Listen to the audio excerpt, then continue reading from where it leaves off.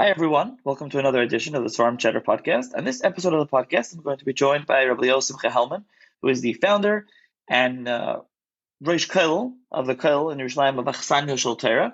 And we'll be discussing the Kollel, what they do, what he does, and as well as Wurzburger Rav, who Rav Yitzchak Dov Bamberger, and particularly because the Achsanya Shel Torah was published the Meleches Shomayim and and also working on other Seforim from Wurzburger Rav, as well as other Ashkenazi Gedolim, so we'll get into that as well. So thank you, Rabbi Hellmann, for joining me. Thank you very much, Nachi, for having me on. So let's start off. Tell the listeners a little bit about yourself and your background. Okay, so I grew up in Monsey, New York, and had a pretty standard yeshiva education. I went to Yeshiva Spring Valley, and then for high school, I went to Mesivta Beis Shraga, and I stayed there through Beis Medrash. And then after Beis Medrash, 2.5 years of Beis Medrash and Beis Shraga, I went to the Mir in Yerushalayim. In the Mir, I went to Rosh Eli, and I became very close there with Rabbi Yamin Kalbach, who's one of the Rosh Yeshivas in the Mir. And a few years ago, he pushed me to use my knowledge and koiches in this area of Ashkenaz, of Gedolei Ashkenaz, and pushed me to open this kollel. So the kollel is the first seder, and in the afternoon I still learn bechavrusa with Rabbi Yamin Kalbach. That's where I am today. So, I mean, how did you get involved and interested in the Yakisha, German, whatever, Ashkenazi, you'll call it, how do you can define exactly what you're defining over here as Ashkenazi, what you're working on. But in these Rabbanim, these Seforim, how is that something you became interested in and then decided, okay, I'm going to work on it, or have people work on it? Okay, it's an interesting conglomeration of factors. I think it basically all starts already by my bar mitzvah, when by the Yekusha community, it's instead of giving money as bar mitzvah presents, they usually give items. So a lot of people give silver, like a kais or different silver items, but a lot of people like to give seforim. So for my bar mitzvah, I ended up with quite a nice collection of seforim. So amongst those was the standard, the Seder Shas, Meleches Gedolim, Tanakh, Mishnayos, Rambam, Mishnah Berurah, standard ones. And then there's the second tier of things that came, which were an Aruch HaShulchan, Rabbeinu Bechaya, these types of seforim, which I heard of at the bar mitzvah age, and but I was familiar with their names. And then there was things that I really didn't really know what they were, that people gave as a gift. One of the more interesting ones to mention is the Birchas Ish from Reb Noach Shine from Staten Island. He has 2 volumes on Chumash, which is a fascinating sefer, but I never heard of it. So it intrigued me. So I started looking into seforim, and of course my 2 older brothers also lent to that interest, because they both themselves had nice sets of seforim, nice oysters. And they sort of became like a hobby of some sort to know about seforim, who wrote them and where they came from. And I began memorizing all these different things just naturally because it was interesting. I even had a story when I was a kid. I memorized all the names of Seder Mishnayos. So I would always go to shul and sit there putting the shas together in order. Of brachos, Shabbos, Erev, and going through.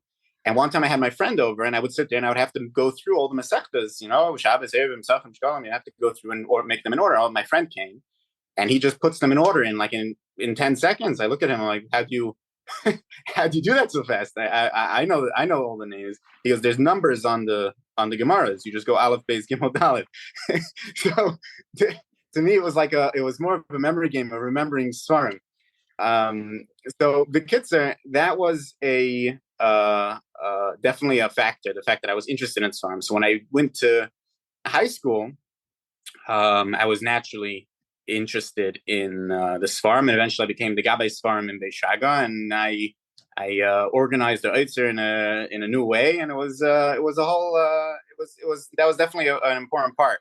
But the real reason that I'm involved in this specific field, in the field of Ashkenazi Gedolim, is likely because of my grandparents. Unlike my contemporaries, my grandparents are housewives, not my great grandparents. So when growing up, I would always go with my father on every Erev Shabbos or many times during the week, and spend Yom Tov together with my grandparents in Washington Heights. My grandfather was a Rebbe in Broyers for 50 years. My grandmother also worked in the yeshiva, and my grandfather was always sitting and learning. And when you came into his house, so it was a 2-bedroom apartment in Washington Heights, and the main room was basically on one side a recliner and a sofa and a desk. Then the next side is a bunch of windows with my grandmother's plants growing there. And the third side is a wall-to-wall Seforim shrunk with Seforim that date back to the 1500s, 1600s. And these were Seforim that my grandfather used. The siddur he davened from on an average day was 150-year-old siddur. So this is something natural to see. My father as well in my house. We have a collection of very old Seforim, not because my father's a collector. He doesn't buy these things on auctions, but it's in the family, things that were handed down. So I mean, even in shul, when you go to daven on Yom Tov, I always davened in KAJ of Monsey, Kaladas Yishurin of Monsey, and the people who daven there, many of the older people are davening from Siddurim that have yellow brittle pages that were printed a very, very long time ago.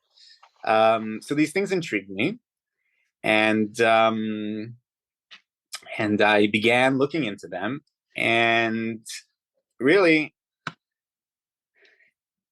it comes from from both my parents, my mother Eliyahu Shalom and my father, that they both were always interested in finding out things, where things came from, what are the proper answers. So we always had educational trips and things like that. And there was always understanding history and where things came from, and I began building my library. So as I did this, it sort of dawned on me slowly that if you take into account when and where these Seforim were written, you can see that there's a pattern in the Derech HaPsak, in the way that they paskin halacha, in the way that they, who they were introduced to, for sure in the times of the Rishonim, but you can also see it in the times of the Achronim, which Seforim they had access to. And I began to realize that Western European Seforim are almost, are virtually not in circulation of the period of the Achronim. You have, if you stop a person on the street and you ask him, what was the Gedolim from Ashkenaz? So he'll tell you Rav Hirsch. And then if he's even better, he'll tell you the Aruch LaNer. If he's really good, he'll say Rabbi Zriel Hildesheim. After that, most people are at a blank, which is a little funny, because there's first of all, they're quite late. They're in the 1800s, all those three Gedolim. But even in their Tekufa and in the earlier Tekufas, there are hundreds and hundreds of huge people, of huge Gedolim who we all know, and many of their Seforim are not around. So that's something that dawned on me. And then what really pushed me into it was when I first came to the Mir. When I came to the Mir, they were learning Meleches Gittin. And I always had I guess we'll talk more about this later, but I have always an interest in halacha, the practical halacha of a sugya. So when we were learning Gittin, so I was by Rav Asher in the morning, and in the afternoon I decided to look into the halacha l'maisa of Meleches Gittin. So I opened up a tour to the first simon in Even Hazer, and he starts talking about Cherem D'Rabbeinu Gershon. So I said, I don't really know too much about Cherem D'Rabbeinu Gershon, except D'Rabbeinu Gershon made a cherem. So I started looking around, and I used to sit second seder in the Mir Oitzer, and the Mir Oitzer is a tourist attraction. I don't know if you've ever been there, but the Mir Oitzer has literally tourists that come in to see it. They bring groups to come and see the Mir Oitzer. It's not a very big room, but it's floor to ceiling, wall to wall Seforim. So I sat there going through different Seforim, and I realized that there's really no sefer that is a a complete work on Cherem Derabenu Gershon that tells you all the different aspects of it. There are lots of tshuvas all over, but they're scattered. So I sat down and I started putting them, all the different tshuvas that I found, all the different writings that I found together. And eventually it ended up becoming a whole chibur, becoming a whole composition. So that was that. It stayed on my computer. And then a few months later, I met my Rebbe, Rabbi Yomi Kalbach. And when I met him and he asked me if we can learn, he asked me what I've been doing since I'm in the mirror. So I told him I wrote this on Cherem Derabenu Gershon. When he looked at it, he said, you should really publish this. So I ended up publishing it. I worked on it a little more and ended up publishing it as a hardcover. It's called Cherem Derabenu Gershon. So what's actually interesting, a real clear siyata d'shmaya, is that there's no sefer, as I said before, that's ever been written on Cherem Derabenu Gershon. But the month that I published my sefer on Cherem Derabenu Gershon, another sefer came out on Cherem Derabenu Gershon by Reb Menashe Klein, who called Mishnas Ishus. So I think it has 3 sections in it. So one of them is about Cherem Derabenu Gershon. So it must have been like some sort of a Siman Min HaShemayim that was the tkufa for Seforim to come out on Cherem Derabenu Gershon. But so that was really my foray into Seforim and into Ashkenaz, and that's how I got involved. Okay, so I mentioned in the beginning you're the founder of Kollel Achsanya Shel Torah. What is that? What is the Kollel? What is the Kollel? What is its goal? And then we can talk about the Meleches Shomayim and other Seforim that are being worked on or published under its auspices. Once you can, I guess, explain what the Achsanya Shel Torah is. Yeah, so Achsanya Shel Torah is a umbrella name for different projects that are all aimed at supporting German Jewish kehillas, Yakisha kehillas, around the world. So one of the things that we do is focus. Each project that we're working on is focused on a different aspect. When I grew up, we always had minhagim that we did, and they were always given over as these are age-old minhagim that were done for centuries. So I had that influence on my life, on my life values, and it's something very special that I grew up with, that I have an appreciation for these minhagim. Now, there's lots of people who are of German Jewish descent who simply don't have an appreciation for this rich heritage of what they were given. We'll get more into more details, I guess, soon. But the Gedolim who formed the Messiah of Ashkenaz were the greatest of the great. That all of halacha, all of everything that we do is based on. So they're minhagim that they practice as well, and their psak that they practice is something that is important. So the yeshivas of today, the big yeshivas, let's deal with American, the places that Americans go to, Brisk, the Mir, BMG, and Lakewood. They all have something in common, that they have a legacy, a Torah legacy that dates back hundreds of years.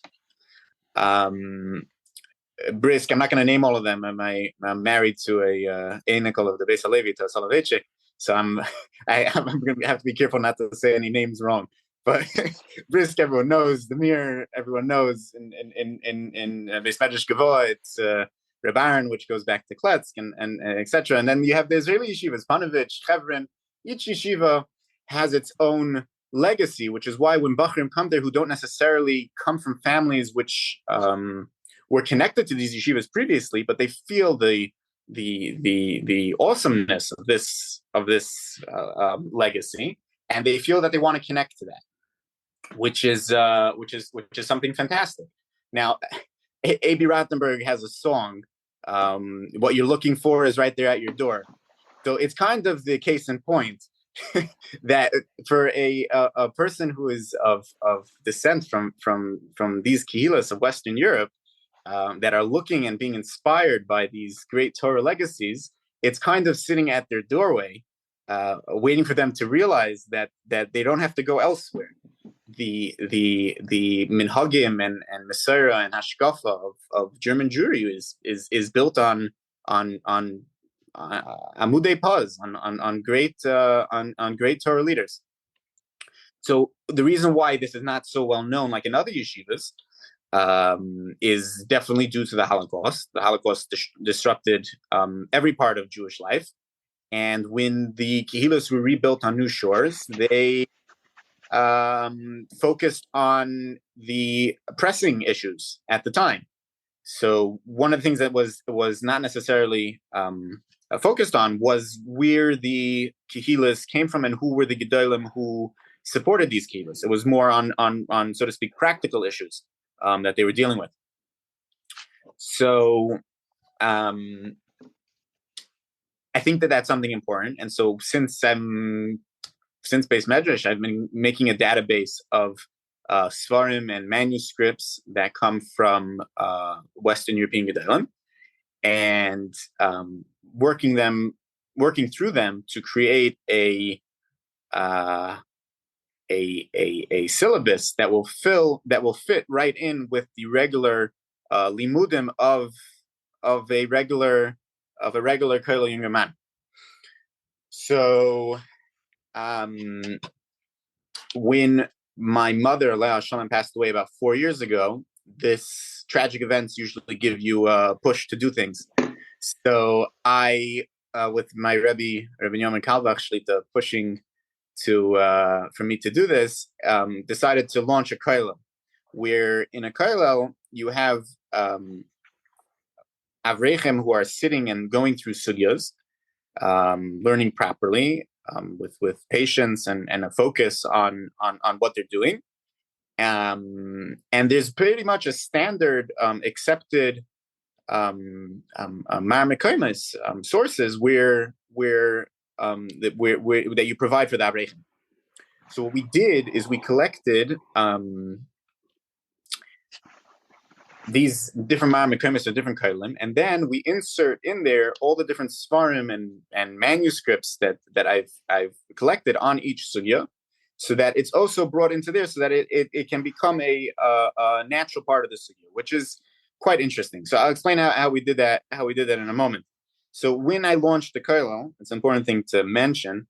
Rabbi Yoman Kalbach was pushing me into it. So I said to him that I definitely agree that to open the kollel, but I will only agree if Rebbe agrees to be the nasi of the kollel.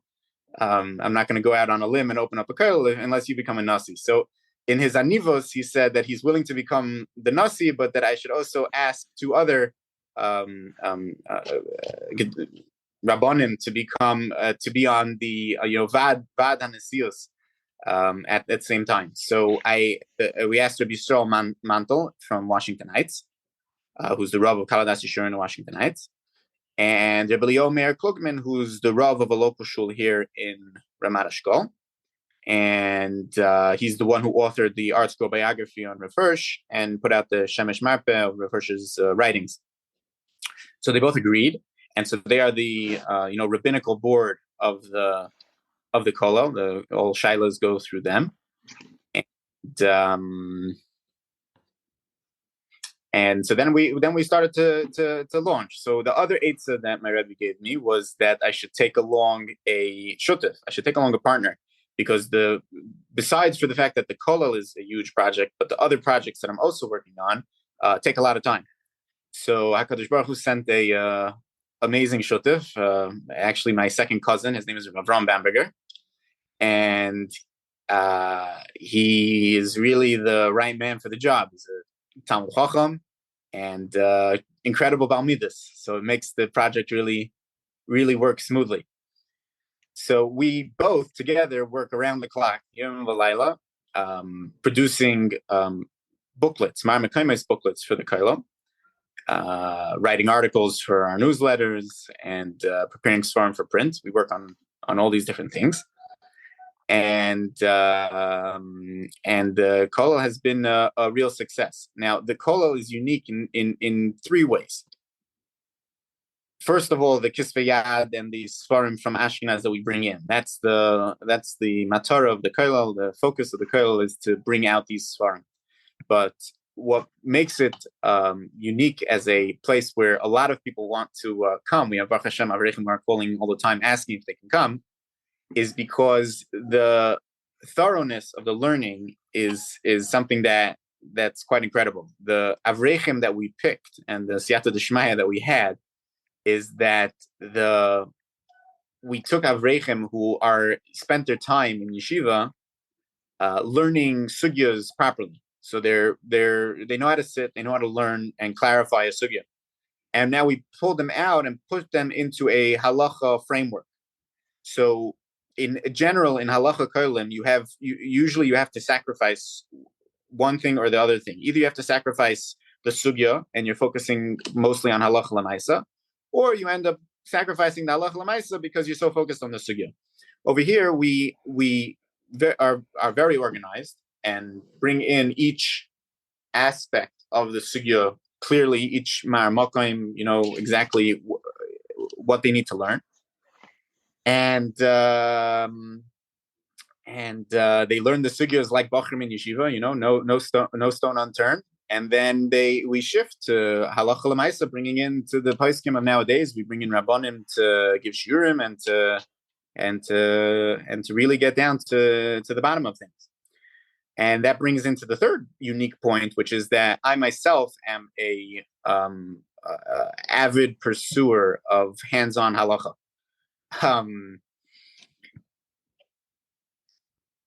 For a long time already, any time there's a sugya that is nagia to halacha, I try to get to the bottom of it. So when I was a bacher, I spent time learning safras. But not just learning safras, also learning to make batim. We were working as a batimach.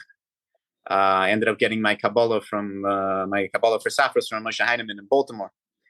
And then I also learned shechita. So there's a kvutza of Achim that learned shechita, but I took it to the next level. I ended up sort of quote unquote working in a schlachthouse to shechting 1,500-pound bulls as a extracurricular activity to be able to get to the bottom of what is it talking about. I learned treifus, and then I ended up learning nicker also on all these different aspects of sugyas and halacha that are pertain to halacha l'maisa. So these types of things, like going to work in a schlachthouse, ended up doing it between 11 p.m. and 2 a.m. Once or twice a week for a few months.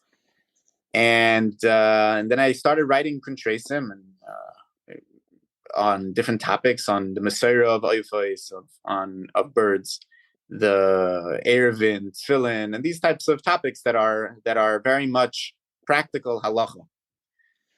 So it's interesting that I don't hang out a sign to be a rav for practical halachic shaylas, but I guess my Kuntresim and writings get around that I get things by email and WhatsApp asking interesting shaylas. Last week I got a shayla of someone who bought 4 eggs on a farm, and when he hatched them in an incubator, one of them had an extra toe. So there are breeds of chickens that have an extra toe, but those chickens we don't have a Masorah on. So the question was, what do you do with the other 3? If they were all bought from the same farm, what are you supposed to do?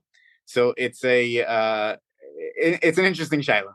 But okay, so over here in the Kollel, we're learning Nida now, already for a year and a half.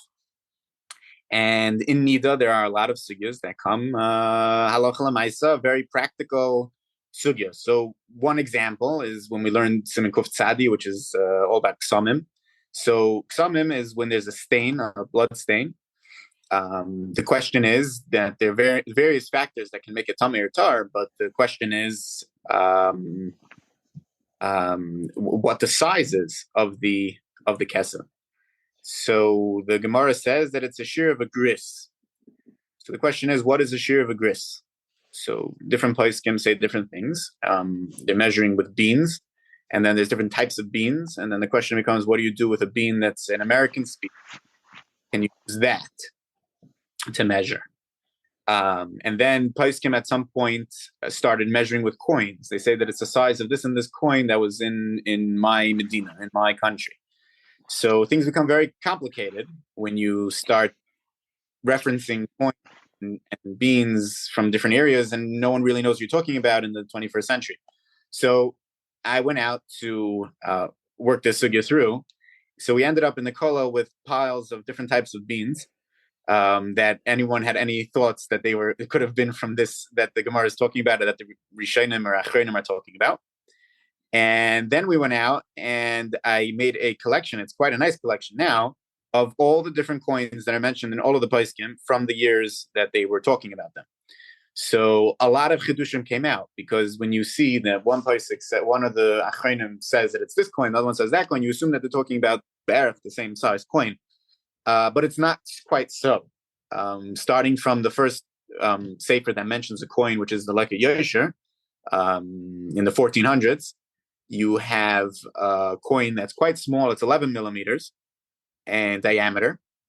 And as the centuries went on, it became larger and larger and larger. So there was lots of chidushim that came out from that. One of the chidushim is that there's a sefer that we're actually working on now to reprint, which is the Mekar Chaim Tferes Tzvi, which is a dual pirush on the Shulchan Aruch Chelik of Nida. So Mekar Chaim was Tzvi Hirsch Gundersheim, who was dying in Rav and dying in Frankfurt. And he in there actually says that the size is a quarter of a batzen. A quarter of a batzen. So the question is, what exactly is a quarter of a batzen? So a batzen is a name of a coin that was minted primarily in Switzerland during that time, and it's called a batzen because a batzen is a beer in German, Swiss German at least, and there's a beer printed on the reverse of the coin, so it's called a batzen. It got a nickname as a batzen. The problem is that the Mekar Chaim passed away in the end of the 18th century in 1798, I think, or something like that. And there was no such coin as a quarter batzen. He says Revius batzen. There was no such coin. So there was a coin that was minted, but only in the 1800s. So the question is, what exactly was he referring to? Was it different Revius? So it turns out that what he was actually referring to was a kreuzer, or a cruiser. A cruiser, there are 4 cruisers in a batzen. So when he said a quarter of a batzen, he didn't mean the coin that's a quarter of a batzen, even though there is a coin that exists that's a quarter of a batzen. But he's referring to a kreuzer, which is a different size than the quarter of a batzen they would mint 10 years after he passed away. So there was chidushim that came out. The other one, just to mention, is the Balatanya, the Shulchan Aruch Rav, is known to have used 5 kopecks, a Russian coin. So there's a massive machlokas to today exactly what size 5 kopecks is.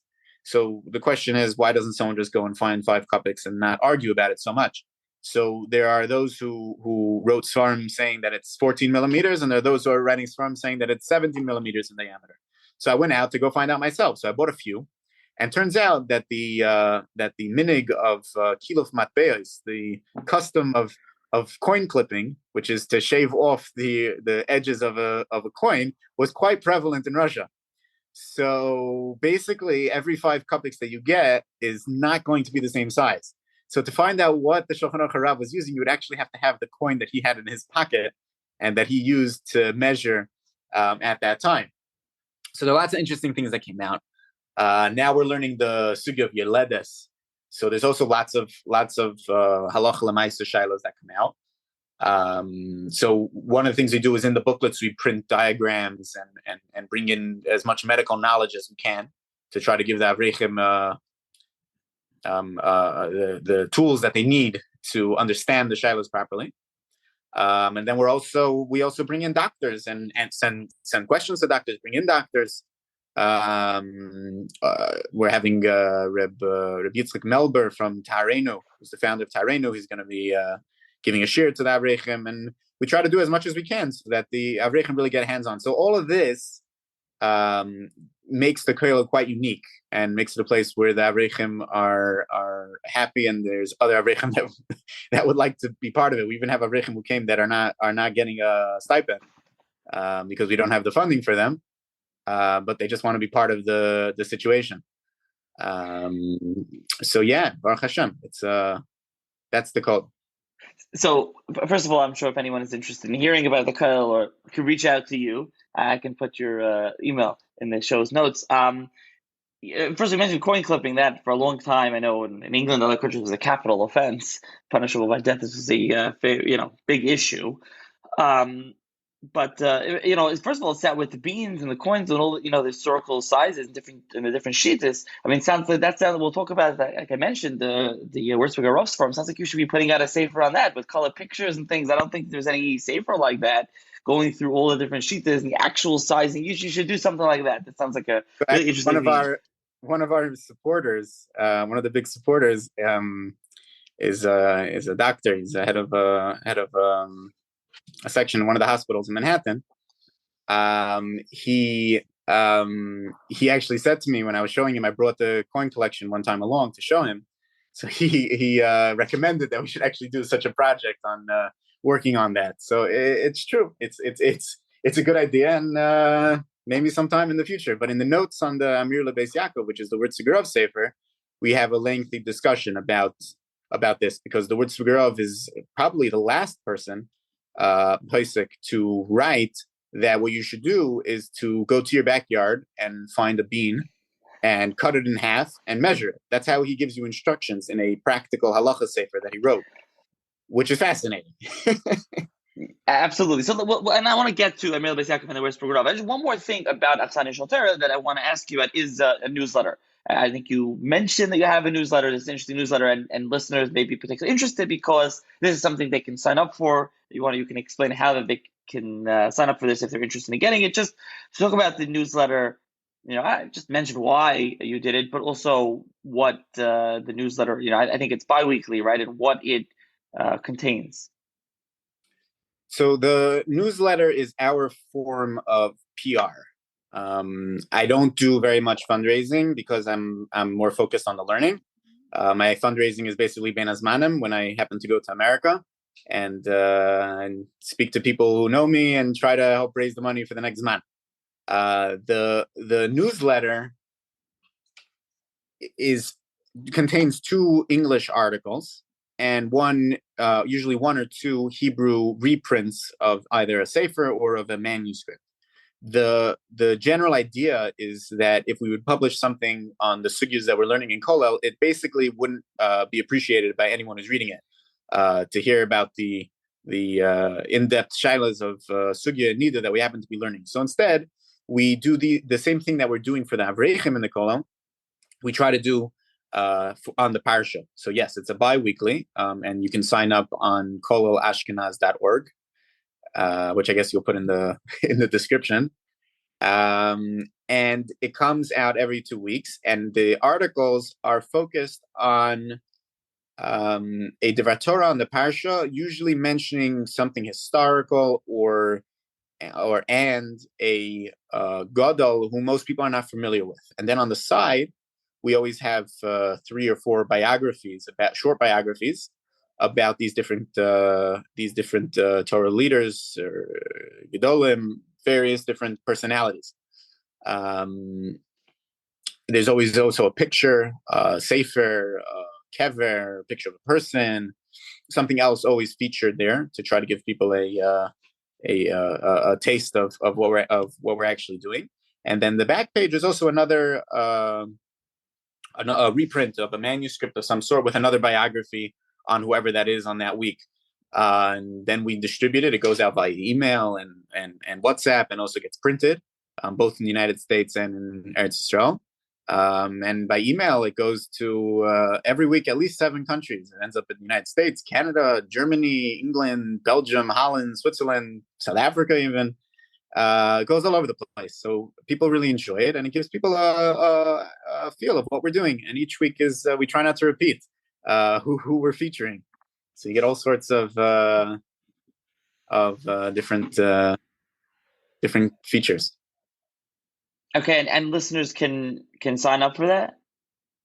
Yeah, they can sign up at kollelashkenaz.org, which is kollelashkenaz.org. It's under, I think, publications, newsletters. It's under newsletters. Okay, I'll add it to the show notes so people can check it out. Okay, so let's talk a little bit about the Wurzburger Rav. Let's we can make mention. Actually, I don't know if you just mentioned before we get into him why. I mean, we discussed the German Rabbanim. I don't know if you mentioned specifically why you're deciding to redo and publish Seforim from the Gedolim. Do you want to mention that? Right. I didn't mention that exactly in detail. So one of the things, like I mentioned before, if you ask someone who was a Gadol from Germany, you're going to get not too many answers. I mean, someone who's educated and likes history will probably be able to list off a lot more than what I said. But basically, from the times of the Rishonim, everyone knows that the Rashi and the Balei HaTosfos were all in Western Europe, followed by the Rosh, the Maharam, Mordechai, or Zerua. These were all Western European Rishonim. But then after the 1300s, is when it starts getting a little blurry. So in the 1400s, you have the Maril, the Marivayo, the Chumas Hadeshen, Agais Ashri, like at Yosher, Maram Mintz. Those are the 1400s, which were basically Mechabrei Sfarim who were Matike Minhagim, so to speak. They were all following a similar path of the century, which was to record Minhagim, and there was also a lot of halacha. Chumas Hadeshen is mostly halacha, but that was that century. Then in the 1500s is actually a sort of a turn backwards towards the period of the Chasidei Ashkenaz, like Rabbi Yehuda HaChassid, Ubeis Medrashay, which in the 1500s you have the Shla, who was the Rav in Frankfurt, you have Rabbi Kiva Frankfurter, you have Rabbi Leo Loans, who was Rabbi Leo Baal Shem, Ledevik Toiv, who's a Pirush on Rashi, Rav Hertz Schatz, who I think they just republished a Siddur recently. That was that point where it's very much a period of focus on Kabbalah and mysticism, those types of areas, more than halacha or minig or even chidushim ala shas. You don't really have those types of svarim from that kufa.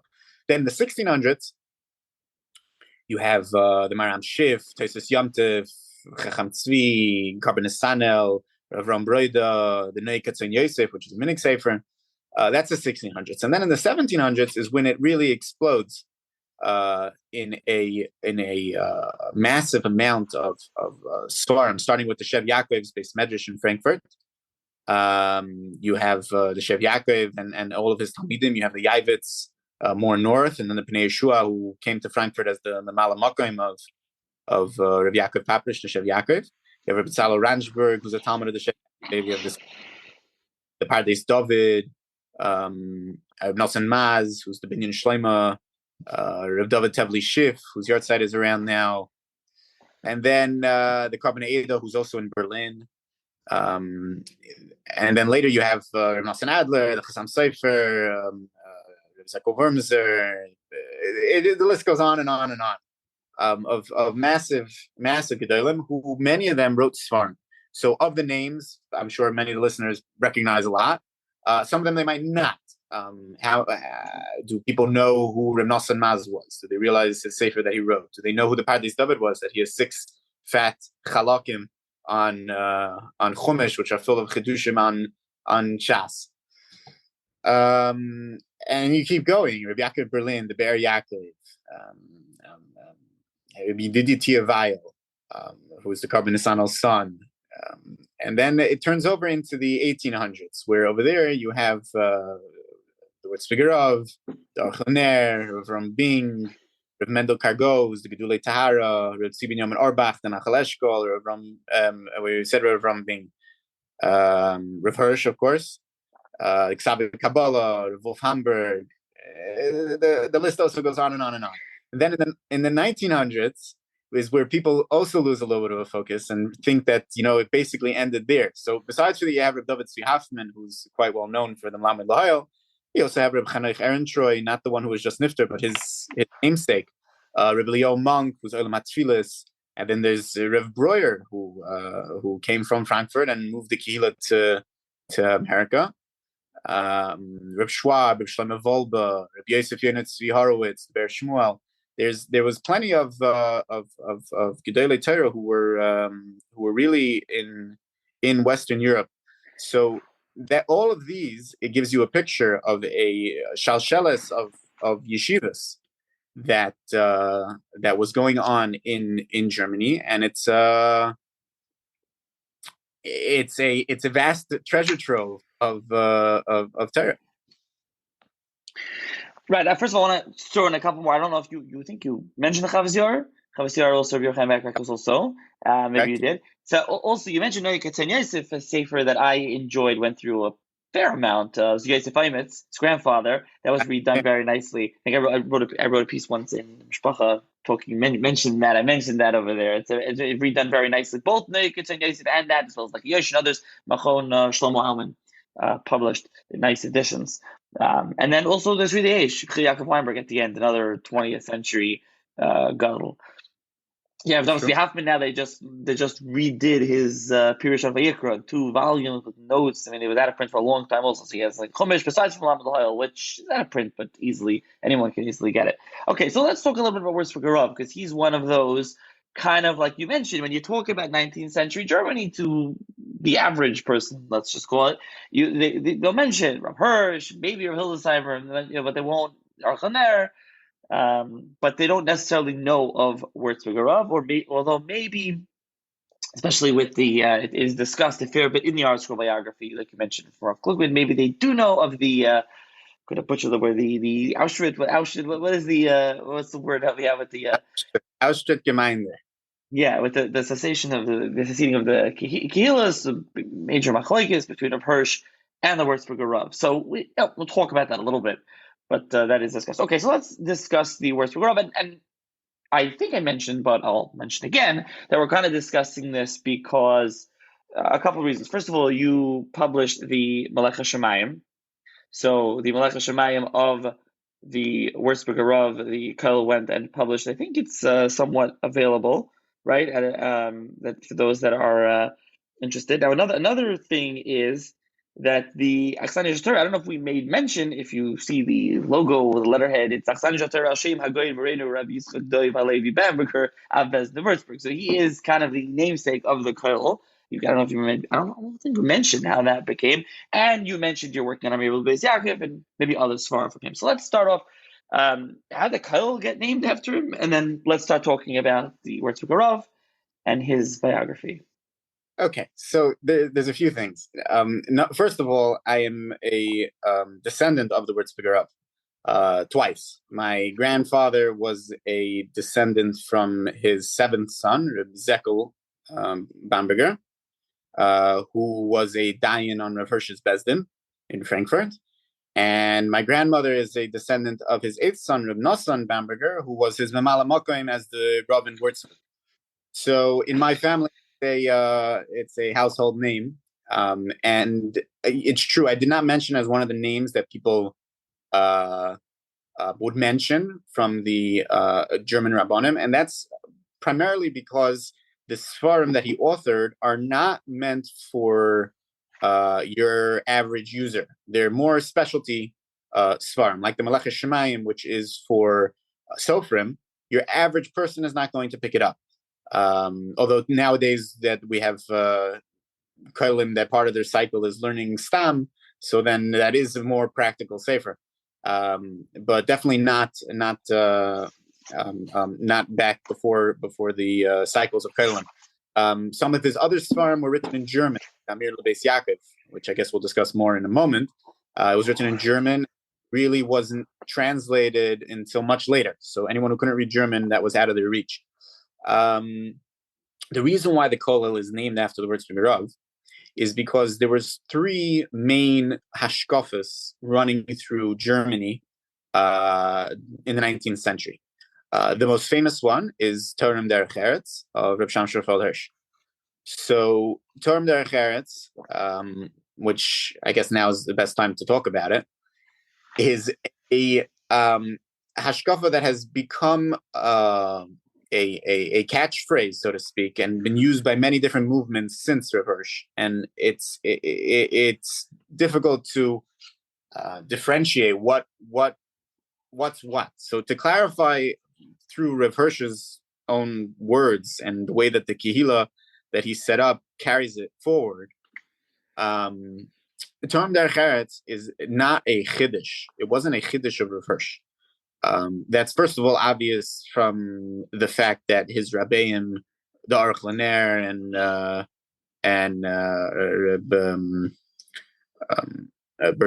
Rav Isaac Bernay were both university educated rabbanim.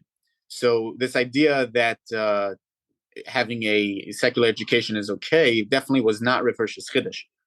And besides for that, the Rav Hirsch writes that very clearly in his writings, in his Pirush Chumash, that this was not something that he came up with. This is actually something that goes back to the times of the Gemara and the Rishonim, that they appreciated the Chochmas U'umais, secular knowledge, and were able to be mishalev, be able to bring this knowledge to enhance the Torah learning, to have an appreciation for the world in general. That was the basic hashkafa. So the reason why this was important is because at that point in time, when the reform was decimating Jewry,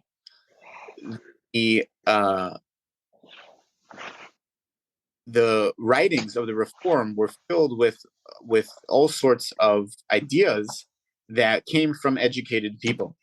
So it was, first of all, an important point at that tekufa to be able to get an education. Rav Hirsch also branches that out to that before the Enlightenment, Jews were not allowed to enter many guilds, many different types of business ventures. But at this point, many more options opened up, and in order to earn a living, you would need to have a proper education. So that was Rav Hirsch's point, and Rav Hirsch spent his time, many hours of his day, reading reform writings, and then using his pen as his sword to fight back against these reform writings. And he was focused on the general population, keeping the community a healthy place, keeping the community religious. That was his main focus. Now, in Berlin, you had Rebbe Zriel Hildesheimer, who is a sort of a Talmud of Rav Hirsch, a Talmud Chaver, so to say, who was very focused on not only bringing secular education to the forefront and having people appreciate it and understand it properly, but also to train Rabbanim to be rabbi doctors, to be able to combat the reform with their own medicine, so to speak. They had rabbi doctors who were taking positions as Rabbanim, and they were even passing legislation that only rabbi doctors should be able to get these positions. So Rebbe Zriel Hildesheimer opened his rabbinus seminar in Berlin to educate and produce these types of rabbanim. He tried doing this in Hungary as well. I don't know if you know about that. It's a bit of a historical tidbit that people brush under the carpet. But Rebbe Zriel Hildesheimer originally started off in Hungary trying to do this, and the Hungarian rabbanim were not ready for his project at all. So he ended up going to Berlin. Now, the third one is the Wurzburger Rav, which is in Würzburg. Now, in the Wurzburger Rav was a old style Rav. He wasn't busy with fighting the reform philosophies and those types of things. He was sitting and learning. He just sat and learned. That's why he became the undisputed posek of German Jewry at that time, because he was the one who was sitting there and paskening and receiving shilos from the whole breadth and width of Germany and out of Germany at that time. Now, what he did is we're jumping a little about his skipping over when he was his childhood and his education, but we'll go back in a moment. When he became the Rav of Wurzburg, he, first of all, that was a big issue because he himself did not have a university degree. So over there, you had a person who intervened. His name was Rav Mendel Rosenbaum. Mendel Rosenbaum from Zell. He had a yeshiva in Zell with his children, and he was a big, what we would call today, he had many good relationships with the different members of the Bavarian government. We actually have a podcast on him, on Mendel Rosenbaum, and he intervened and convinced the government to allow the Wurzburger Rav name to be on the slate when Rav Avram Bing passed away. Even though he didn't have a university degree. Now, when the Wurzburger Rav became the Rav of Wurzburg, Wurzburg was actually the seat of the Rabbanos for all the communities in that area of Franconia, which was a large section of Bavaria. He, under his jurisdiction, was over 100 different kehillas, 100 different towns and cities were under his jurisdiction. His responsibility was to go around and make sure that religious life in all of these communities was healthy and was running strong. So he realized that it's not enough that he set up a yeshiva in Wurzburg where he was educating in the Talmidim, giving shiurim, lamdash shiurim, and giving smicha to Talmidim who in the old style. He realized that there was also a need to train what was called teacher training. In other words, to train someone to go to these small cities who couldn't afford to pay for a Rav, but they can afford to pay for someone who can do more things, to be the teacher and the chazan and the moil and the sheikhet and the sefer and all of these types of things. One person, an all-in-one, the one-man band. So he opened up a Beis Medrash Lamorim, which is actually our legal name in New York. Is actually Beis Medrash Lamorim, which is the Hebrew name for the teacher seminary in Wurzburg, where over there he produced hundreds of students who went out to be community leaders. So his hashkafa was a little different than that of Rav Hirsch and that of Rav Hildesheimer, which was that learning Torah was the number one project that one should be focused on. To get a secular education was important, but to a degree. In other words, to learn, to be well-rounded, but not to go and pursue it as a intellectual pursuit. That wasn't the point of life, to become that sort of thing. So his understanding, his hashkafa of limud haTorah and blending with his knowledge of metzias, of practical knowledge, and all these types of things, very well defines what our kollel is doing, like I explained earlier. So that's why the kollel is al shem Rav Yitzchak Dov Bamberger, because he is the person who sort of inspired this kind of a mahalach. Okay, so now we got some of his bio, like you mentioned. I know you mentioned that. We're going to get back to the beginning, so we'll get. I guess we can. We don't have to mention now his business. You already mentioned what he did in Wurzburg, etc., and his kind of his style. How he was more of the classic Rav than Rav Hirsch or Hildesheimer. But how about his basic biography? Where was he born? What are his years? He kind of had some yichus. What was his rebbeim? All those kind of things. So he's born in 1807 in a small little town called Wiesenbrunn, which is in northern Bavaria. His father's name was Simcha, which is where I get my middle name from.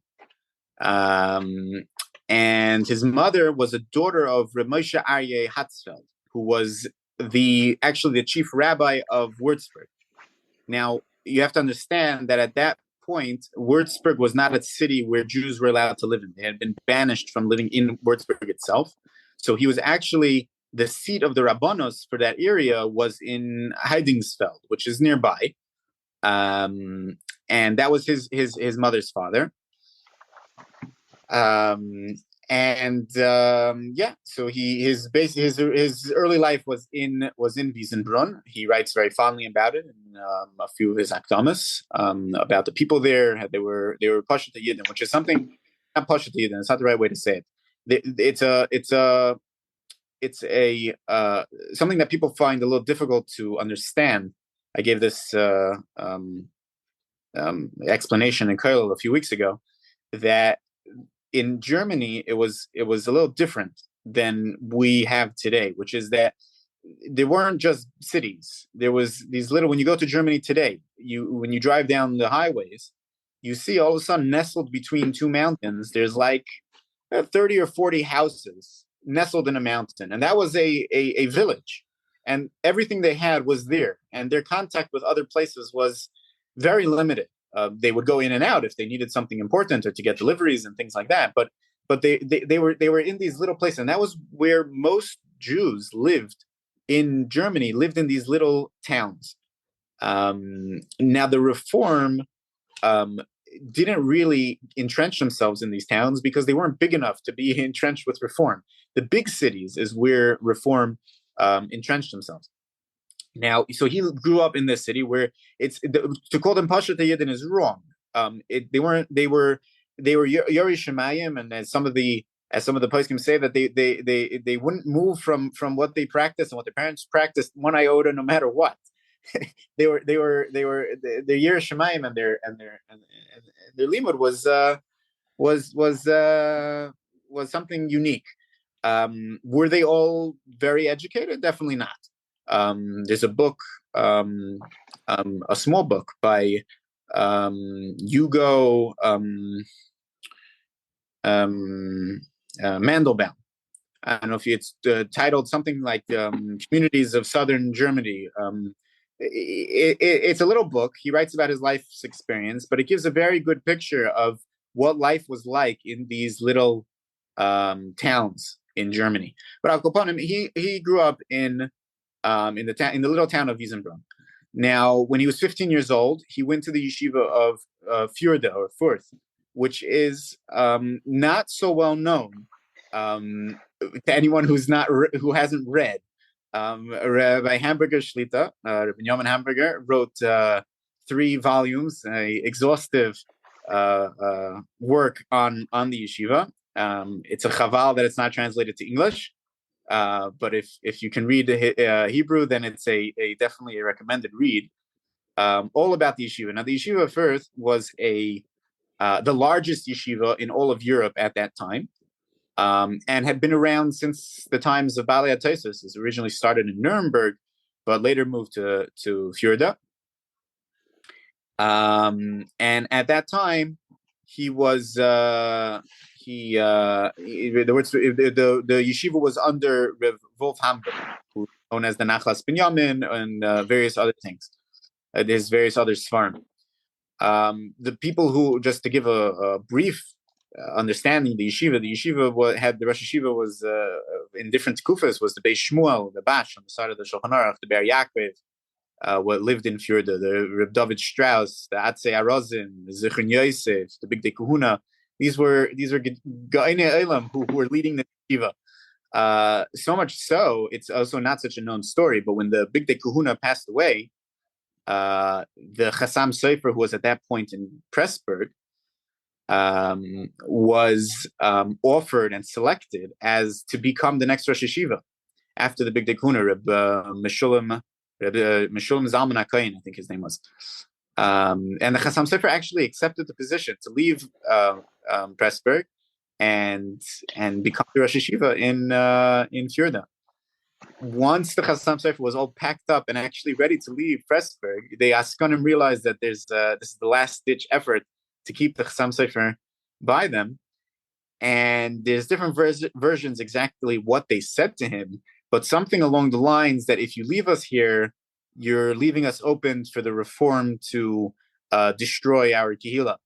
So whatever they said obviously hit the right heartstrings of the Chassam Sofer, and he made the decision to stay in Pressburg. At that point, when Rav Wolf Hamburg became the Rosh Yeshiva, and that's who the Wurzburger Rav learned under. It's an interesting thing to ponder about what would have happened if the Chassam Sofer would have taken the position. What would world Jewry look like today? It's an interesting thing. Now, in Fjorda at that time, when the Ritz Rav was there, was also a person named Rav Mendel Kargo, who was one of the leading poskim at the time. For those who knew him, he never held some sort of position in Paris, but he never really held much of a rabbinical position. But he was an expert in the halachas of Tumah B'Tara. He wrote the Sefer Gedulei Tahara on Hilchos Mikvos, which is a classic work on Mikvos.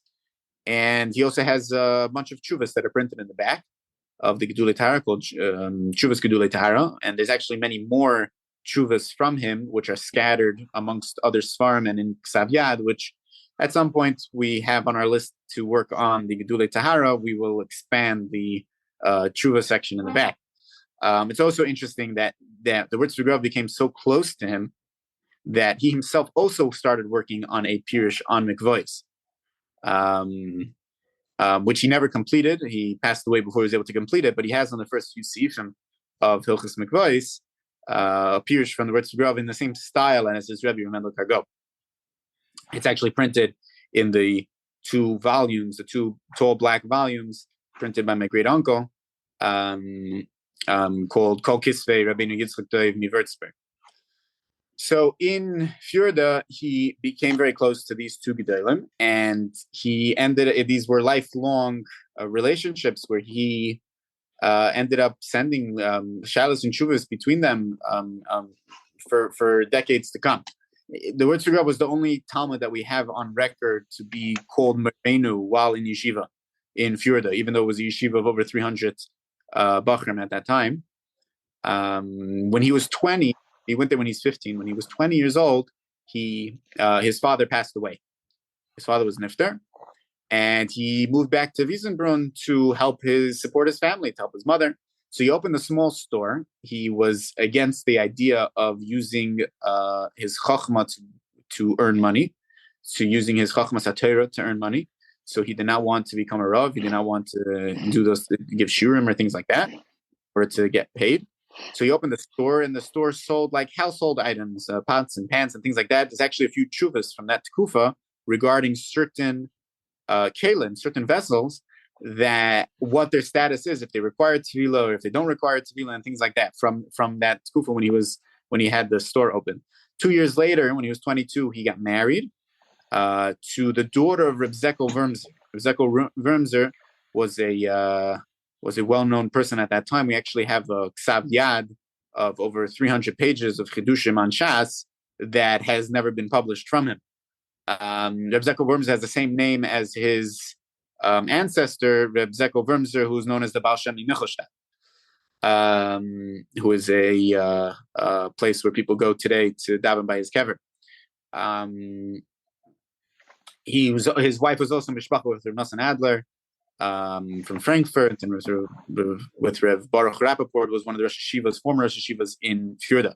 So when he came back to Wiesenbrunn after he got married, he began sitting and learning again. Now, it's also interesting to note that he wrote this sefer Nachalei Devash, which stands for Nachal Yitzchak Dov Ben Simcha. He wrote that when he was a bacher in yeshiva, and he didn't publish it till later because he wanted to redo it and work on it. But this is a sefer that's on Hilchos Chalitza, actually used till today by many Rabbanim. They chazer it before they perform a Chalitza. I heard from some Rabbanim that this is their go-to sefer that they use. It's a fabulous pirush on Hilchos Chalitza. But anyway, once he got married, he started having Talmidim in Wiesenbrunn, and he sort of opened it wasn't really a yeshiva, it was an unofficial yeshiva. So Talmidim began flocking to Wiesenbrunn to learn from the Wurzburger Rav, and eventually Reb Avram Bing, who is the Rebbe of Archaner and many other Gedolim, he was the Rav of Wurzburg. He was the held that position before the Wurzburger Rav, and he started sending Talmidim to learn by Rabbi Bamberger, by the Wurzburger Rav.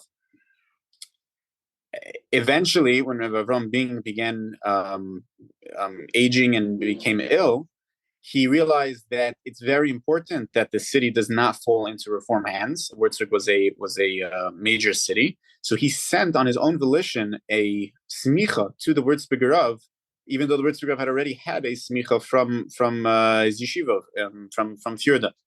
So eventually, when Rav Ram passed away, the obvious nominee would have been the Wurzburger Rav, and then that was the story we mentioned earlier about Rav Mendel Rosenbaum, who intervened and Taka pushed it through that he became the nominee, and then the votes were very much in the favor of the Wurzburger Rav.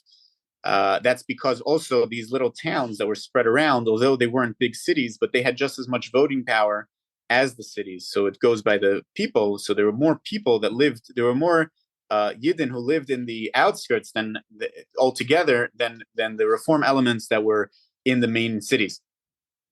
One of the things that when he came to Wurzburg was that there was a lot of that the Reform had already done some things in the city. One of the stories that brings that out, you can read more about this in the introductions to more in the Amirah L'Beis Yaakov, but a little bit also in the Meleches Shomayim, was that when one of the things that Wurzburger Rav did in his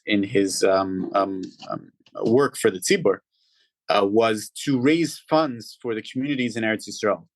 All the communities in Eretz Yisrael would go to their home countries and raise money from them. So the German community in Yerushalayim went to Germany to ask them to help raise funds. So the Wurzburger Rav raised millions of marks in those days, which was quite a large sum of money. They have the exact number, actually, for the Yishuv in Yerushalayim.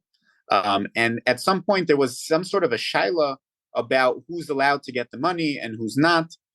So Reb Shmuel Salant, who was the Rav of Yerushalayim, traveled to Germany to go discuss this with the Wurzburger Rav. When he came to Wurzburg, he realized that there was a few things that were funny about the shul. He realized that the bima was not in the center, which was a typical Reform symbol. He realized that the mechitza was not exactly up to par of what they were used to in Yerushalayim. And he realized that the Wurzburger Rav was wearing the clothing of a priest, which was the general practice of German Rabbanim at that time. So after shul, the Wurzburger Rav turned to Shmuel Salant and said, "You must have some questions about what you see here." So Shmuel Salant said, "I don't have questions on one of the Gedolim." But the Wurzburger Rav went on to explain that the reason why he leaves these things intact is because in order to keep the community Shomer Torah mitzvahs, he has to give in certain concessions to the Reform of some sort. So that gives you a picture of what exactly was going on at that kufa in Wurzburg under the Wurzburger Rav. And then from there on is where he became a great leader of German Jewry. Okay, so I mean, you kind of mentioned the Reform. I don't know if you have anything more to add on his relationship, particularly, or relationship. I use air quotes with Reform. I don't mean the relationship, and his back with Reform. And then another thing to get into though is his shaykh's relationship with other rabbanim, especially we mentioned the Rav Hirsch here already. Also, I know I mentioned the Auschwitz again with my pronunciation. I should be better at it. My grandfather speaks fluent German. My mother went to Breuer's, so I am half yucky, so I should be better at it, but alas, it's not. So that, like you mentioned, Rav Klugman, that is dealt with in the Art Scroll biography. I don't know if we can refer listeners there. I don't know if there's anything else that you have to say or to add to mention about that. Okay, so there are a few points. Number one, the Rabbanim who he interacted with was a large array of Rabbanim. You can see from his Chuvas, Reb Leo Gutmacher, the Archaner, the Chuv Me'ahavo, the Kargo, those are just some. It also is important to note here that of his 11 children, 10 of them became either them or their spouse, right? Some were daughters, became rabbanim, rabbinical leaders, or mechanchem in Germany. There's actually a saying or a joke that they say that the rabbanim in Germany were known as the ABC rabbanim, the Auerbach, Bamberger, and Kalbach rabbanim, because there were so many of the rabbanim of those days with that last name. But regarding Rav Hirsch, so the machlokas between Rabbi Bamberger and Rabbi Hirsch is a topic that needs to be treaded on carefully, because both sides of the machlokas were talking about the greatest Torah leaders of that generation. So you have to be careful what you say, that it doesn't sound like either side is being degraded in any way. So I would just mention a few points that maybe are not mentioned so clearly in the article biography, or mentioned at all by people when they have this discussion. So to begin, you have to understand that there's a few misunderstandings of Rav Hirsch's position in coming to Frankfurt. Many people have this understanding that there was 11 religious families in Frankfurt when Rav Hirsch came. So that's not really true. There was 11 families that petitioned for Rav Hirsch to come. There was well over 100 families that were still from. And in the same note, it's important to look at the timeline, and that is that the Hafla, who was the Rav in Frankfurt, passed away in 1805. Rav Hirsch came in 1850, 50. So there's 45 years in between, and during those 45 years, there was many people who were well learned who were still in that city. The Rosh HaMedabrim, the most important person mentioned there, is Rav Moshe Mintz, who was a banker by profession. He was a wealthy man, but also a tremendous Talmud Chacham, it seems. He even wrote a sefer of sorts. And he was around in Frankfurt during the times of the Hafla, the Mikar Chaim, the Nosson Adler. He experienced these Gedolim. So he definitely was a person who bridged the Tkufa of Rav Hirsch and the Tkufa of those Gedolim. So one of the things to mention about the Machlokas is that it only took place about 3 years before the passing of both Rabbi Bamberger and Rabbi Hirsch, which is a little bit of a chaval, a sad case that this shadows over both of their lives, their deep friendship between them. They have chuvas between each other, haskamas between each other. As I mentioned earlier, my great-grandfather, Reb Zekel Bamberger, was a dayan on Rav Hirsch's Bezdin. The Wurzburger Rav's own son was a dayan and is buried literally 2 spots away from Rav Hirsch in the cemetery in Frankfurt. So the whole debate, the whole machlokas, is really about 1 or 2 points. It's about how do you deal with reform, how do you deal with the shochin ra, and about chacham shehitir. What are you allowed to do? Those are the 2 halachic points that they're basically arguing about. So it's really a halachic machlokas. So that's one point to.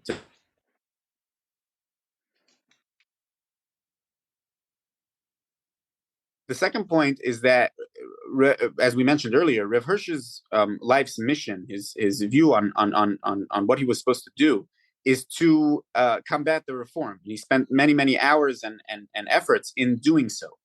There's even the story that Rav Hirsch would go to the mikveh every morning, which was something that was not practiced in Germany, to do Tfilas Ezra.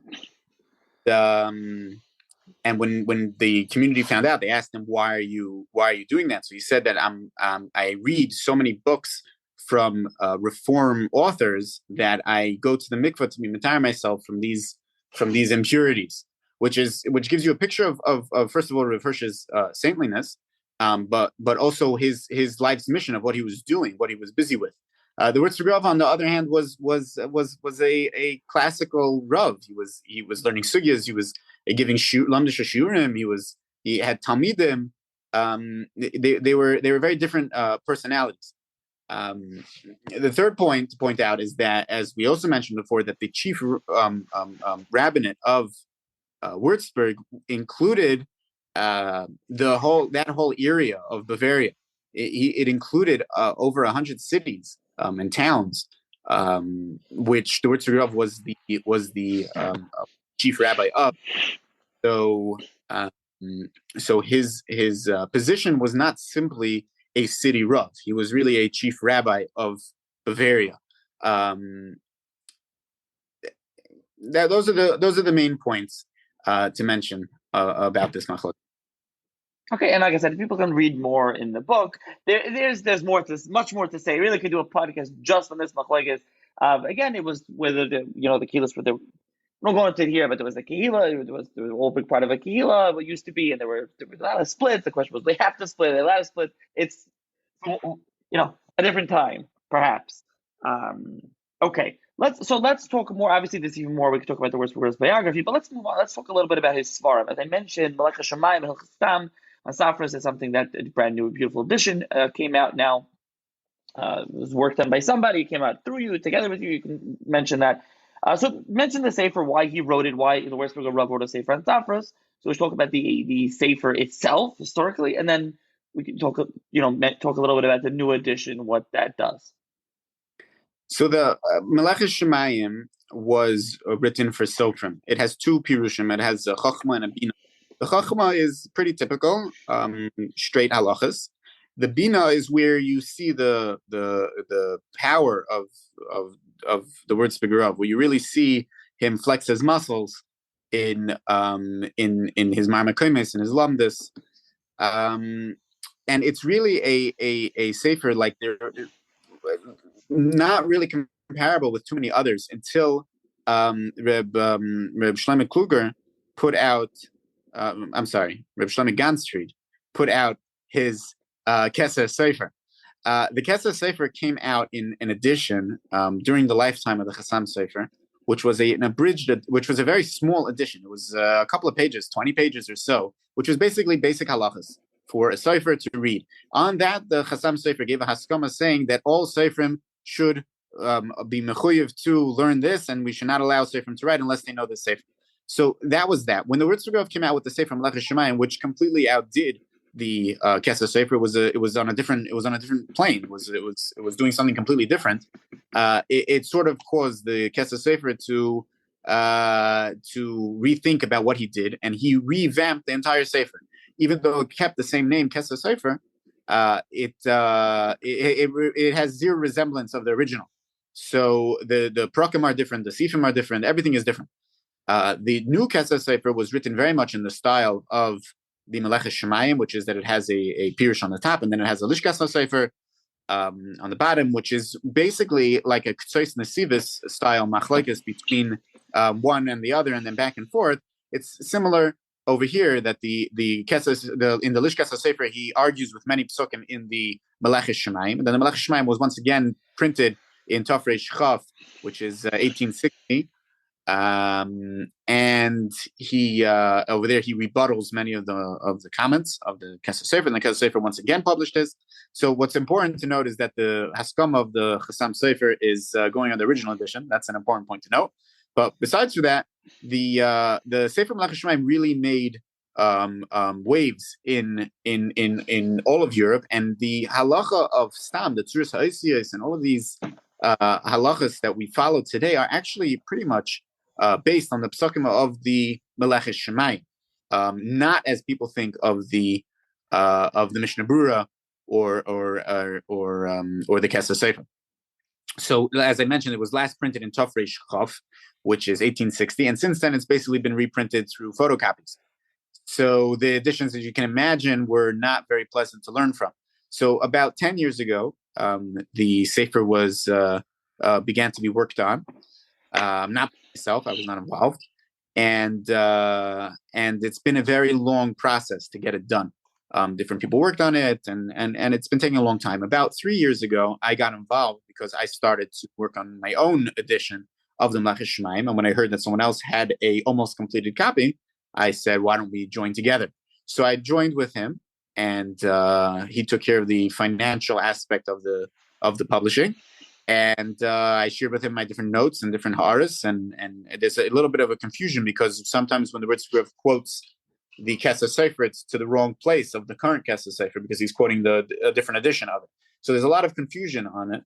So in the new Meleches, every time there's a machlokas between the two, the Kesser Sefer is printed on the page, so you can get a clear machlokas side by side. Also, there's in the new edition, there's an index, which is quite helpful to find things. There's also Nekudas in the new edition, and footnotes to reference the response of the Chuvas of the Wurzburger Rav and Yad HaLevi, which are also very important because he received lots of questions on the Sefer, so it's important to know what he answered. And those are the basic features of the new edition of the Meleches Shomayim. Right. So you mentioned as Nekudas, that's in the main body of the text, not in the commentaries. Those don't have Nekudas. So now, one thing about the Sefer, is this widely available in Seforim stores? If not, where can listeners get a copy if they're interested? So it is available somewhat. It was done as a private printing, as I mentioned. It was paid for by the person I was working with.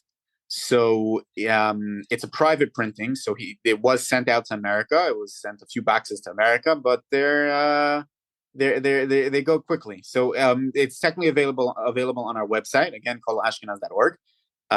You can order it from there, and it delivers in the continental United States and in Israel.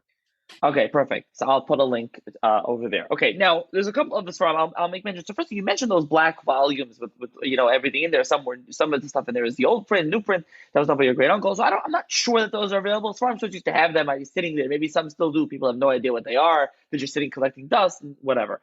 But a couple of this from I'll just run through. If you want to mention anything, he has to say for Amirah L'Beis for Shchita, Nachle Dvash, Chalitza. You already mentioned. Kollel Achsanya, which is actually very interesting, Kollel Achsanya, if you want to talk about that. And there's a couple other. But first, do you have anything you want to mention about Kollel Achsanya? Because that's a very interesting kind of a sefer and an interesting topic that's on. So the Kollel Achsanya is on all the Al Tikris. Every time Chazal say Al Tikri, the Wurzburger Rav goes on to explain what Chazal mean.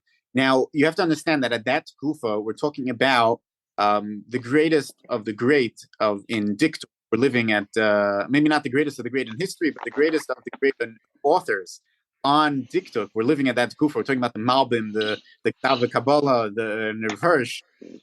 So this is sort of the Wurzburger work on Diktuk. You think that it would be easy to read Sefer of, I'll tikri this, I rather that, and okay, so it will be a nice pshat you can say about the Shabbos table. If you actually sit down to read it, you really have to put on your thinking cap to figure out what he's saying. It's very deep and thoughtful in what he's doing. It spans all of Tanakh and Medrash. Anytime Chazal say Al Tikri, and it's actually ordered according to the Seder of the Mesechtes that they are mentioned in, and then in the Midrashim they are mentioned. And he did not order it in the Seder of Chumash, which is interesting. Wherein there's a discussion to someone wants to work on the Kollel Achsanya to have it reprinted, and someone suggested that maybe it should be reordered to make it more user friendly. But that's a separate issue for a different time. Right. Okay. So that's one. Then the other one is first of all, he also Shari Simcha. He redid. I think it actually was redone now. Even there's a new edition, or not now. It was done years ago, but maybe it's still around. The blue. I think it's Mechol for one of those. The Ritzgeis he did. So that was something that he did. But the other one. So first of all, do you have anything you want to mention about that? So the Ritzgeis is his son Rav Simcha, which is why it's called Shari Simcha. Went to pick up this manuscript that they heard about of the Ritzgeis. The Ritzgeis is one of the earliest Rishonim in Spain. Probably, it's not so clear his biography, but that's probably where he was. And it is a basic sefer quoted by everybody, all of the Rishonim, all of the Achronim. But it was not really around in the Kufa of the Achronim. They didn't have access to it. So the Wurzburger Rav was the first one to publish it, and he wrote a pirush on it called Yitzchak Iranin, which is a fabulous pirush, and there's many places where the manuscript was unclear, and he filled it in based on his knowledge of the Sifrei Rishonim who quote from the Ritzgeis. So it's actually a fascinating piece, and he has some more lengthy pieces as well as commentary where he sheds light on a lot of fascinating issues, which I don't think we have time to go through. just one thing to add. I know we said Ritzgeis. I think the proper pronunciation, or academic pronunciation, is Gayat. I think, or I'm probably still butchering that, but it's not Gayas. But anyway, that's one of the Gedolim time of the Rif. So the other one to talk about that we didn't mention is Amirah L'Beis Yaakov, which is something, as you mentioned earlier, this was written originally in German, and this is something that I believe you were working on a new edition. I should mention that as of the recording of this podcast, it's being worked on, but maybe by the time the podcast goes up, it'll be out. So I can just say, if it's out, by the way, I'll put a link in the show notes. I already mentioned that, but if it's not out, stay tuned. Anyway, let's talk about the Amirah L'Beis Yaakov, what it is and why he wrote it. So the Amirah L'Beis Yaakov is a sefer geared towards women that were living in Germany at that time. It's a sefer that includes Hilchas Nida, Chala, Hadlokas Haner, and Melicha, which was a chore performed by women during that time, not necessarily done today. The main part of it is on Hilchas Nida, which is why it's being worked on now, because the Kollel is also learning Hilchas Nida. And it's a fascinating sefer because it's a kitzer sefer. So it's written in German in Piskei Halachas for women, but it includes more than what he says is what he doesn't say. The halachas that he doesn't mention are very telling. And in his Chuvas, where he received shilas from the Chaner, Eliyahu Greditzer, Gutmacher, and many other Gedolim of that kufa, he answers in great detail and length why he mentions certain halachas and why certain halachas he does not mention. So it originally was written in German, originally printed in Tzenurena Oisios, which are those the funny Hebrew letters, but he was always makbid to print it in Hebrew letters. Eventually, it went through to today. It's gone through over 18 editions, printing in thousands of copies. It was the sefer used by women in Germany from when it was published until the war. Now, it was translated once into Hebrew by Rav Simcha Bamberger, who was a great-grandson of the Wurzburger Rav, who lived in Bnei Brak. Although his translation is not a proper translation. Now, it's important to note that his father, Rav Yitzchak Bamberger, who was a Rav in Kissingen, not the Rav Yitzchak Bamberger, who was my great-great-grandfather, who was a Dayan in Frankfurt, he changed it from being written in Hebrew letters into being written in German letters or English letters, really Latin letters. Now, when he did that, he also added some of his own psukim a little bit. And when Reb Simcha translated it to Hebrew, he also took out things and changed things a little bit. So it's important to line them up. And what we did is we made a section of differences between the different Maduras and who said what, who added what. And in addition, there's also ha'aris that were written. This was such a famous sefer that Gedolim like Reb Shlomo Zalman Auerbach and Reb Pesach Frank and Reb Shimon Sefer, this Eretz Tshuva, wrote ha'aris on the actual sefer, saying that you should really do like this, or they added something, or different hanhagas for the people who would be reading it. And so we put all those in a section on the page. And then on the bottom, we wrote the notes detailing where each psak comes from, where was this practice, and who, and what, and when. It's a very, very detailed work. That's through Hilchas Nida, Chala, Hadlokas Haner, and Melicha. And there's many, many chedushim that come out, new revelations of things that not necessarily people would have known, such as the size of an etzba according to the Minhag in Ashkenaz, or different psakim in Hilchas Nida, which are big chedushim. Now, I don't know if you mentioned that he wrote it in German, which was standard. A lot of the Rav Hirsch and others, but as we've talked about on this episode here, where the Wurzburger Rav wasn't exactly like them, a different style Rav, but yet this and his other time he wrote in regular, but this sefer and all those also like the Meleches Shomayim and the Meleches all those were more kind of geared towards, like you said, not to the general reader, unlike other Gedolim in Germany. So why with this sefer did he write it in German? And I should mention that the new sefer, the new edition, has this kind of introduction talking about Bichlal writing Seforim in the vernacular. So it's important to point out that in Meleches Shomayim also there is a parak that part of it is written in German, and that is the parak on making batim, where he discussed with the sefer in his city exactly how to make batim, and he describes it clearly, I guess in a clearer fashion than in Hebrew. He describes it in German, which in the new edition of the Meleches Shomayim it's actually translated into Hebrew. So that everyone can read it. Now, this was geared for women at that time, and part of the reason why he published it is because there was a different sefer, which you can see from. He doesn't write this straight out.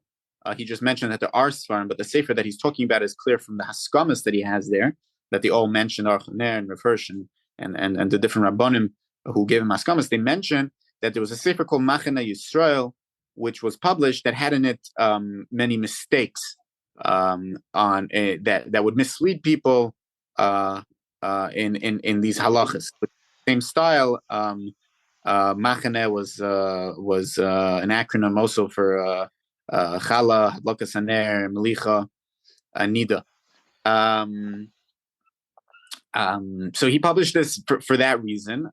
He obviously saw it was necessary, and since it was for women at that time were not necessarily being able to read Hebrew very well. It's a more of a recent development, although it should be pointed out that there were some very learned women, and one of them being the Wurzburger Rav's own daughter, who, according to legend, the way it goes is that when she was actually nifter, her coffin was made from her stender, which is quite fascinating. But she seemed to have been quite a learned woman. But most women were not, so that's why it was written in German. Yeah, before the advent of Beis Yaakov, which is also connection to Germany, but again, for another time. Okay, so just there's obviously much more that we could talk about the Wurzburger Rav, just scratching the surface. So first of all, if listeners are interested in more, they can email me, email you, but he can email me, and we can always talk more about this. But just one final question for you here is, you mentioned earlier that not that he's forgotten, but he's kind of the forgotten man of the century when you talk about Hirsch, Hildesheimer, and others in Germany in that Kufa. Is there a reason why? Is it more because of the Seforim that he wrote, more because he was more this classical Rav as opposed to them? I don't know if you have an answer to this, but I think it's a combination of a few things. One of them being that the people who are remembered in history are those whose children or followers write history. So it happens to be that many of the Talmidim of the other Gedolim who you're mentioning are prolific authors in the vernacular, in writing history books in English or other things. I wouldn't say that he's a forgotten person at all. I mean, his Seforim are well known, and in many of these Kovetz Toranis that come out annually, there's often pieces from him. And if you go to auction houses, when they auction off his stuff is quite popular. I think it's more in the general population that don't use these specialty items. So he's not necessarily going to be remembered. Rav Hirsch is a classic because his Seforim are able to be used by everyone. Aruch LaNer, anyone who's learning a Masechta that Aruch LaNer is written on, you would have to be silly not to open up an Aruch LaNer. That's probably the reason for the differentiation. Okay, yeah, I meant more by the general public. Okay, so as I said throughout, I will link to people can sign up for the newsletter. I will link to the Meleches Shomayim. I'll link to your website. I can put your email if anyone's interested in contacting you about the Kollel, support of the Kollel, or whatever they're interested in finding out about it. Just finally, any future or other projects that you are currently working on. I don't think we mentioned there's a Haggadah that came out from your writer, Yusuf Shamash. We didn't even get into that. That could be for another episode because he's a whole other topic as it is. So is there anything else that you want to mention that you're working on or have plans to? Okay, so there is this Likutei Yosef, which is the Yosef Yusuf Shamash Haggadah, which we will be reprinting in Mitzvah Shem before Pesach, which was from a private collection in Switzerland that we were able to get a hold of it and get permission from to reprint it. But that's, again, a separate story. There's the Mekar Chaim Tferes Tzvi, which I mentioned, by Tzvi Hirsch Gundersheim. And the Chuvas for the Wurzburger Rav, Yad Halevi, and the other Seforim from the Wurzburger Rav we're definitely working on. There's lots of other Seforim that are on the table. Mostly what moves forward is the ones that get special donations towards. So we have my database. I have over 700 Seforim and manuscripts that are waiting for redemption. But it's a lifelong project that I'm definitely looking forward to. Okay, so definitely very interesting to hear about, and thank you, Rabbi Hellmann, for joining me, and hope listeners enjoyed it as well. And like I said, if there's interest in hearing more about other German Gedolim or other Seforim that you're working on, listeners should let me know, and perhaps we'll do more in the future. So thank you again for joining me.